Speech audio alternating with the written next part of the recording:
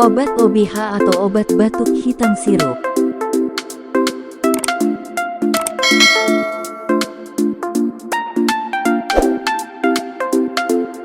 OBH atau obat batuk hitam merupakan obat batuk yang digunakan untuk meredakan batuk berdahak. OBH atau obat batuk hitam bekerja dengan cara merangsang pembentukan lendir dan mencairkannya sehingga memudahkan pengeluaran dahak.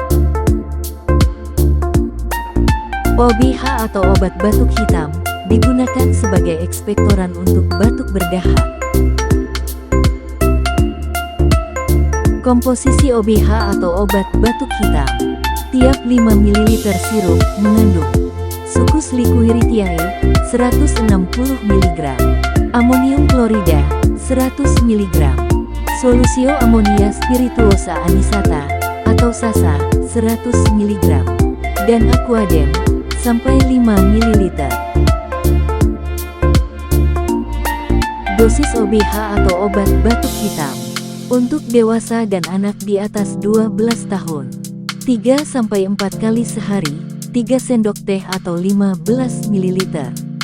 Untuk anak 6-12 tahun, 3-4 kali sehari, 1 sendok teh atau 5 ml. Dan untuk anak kurang dari 6 tahun, sesuai petunjuk dokter.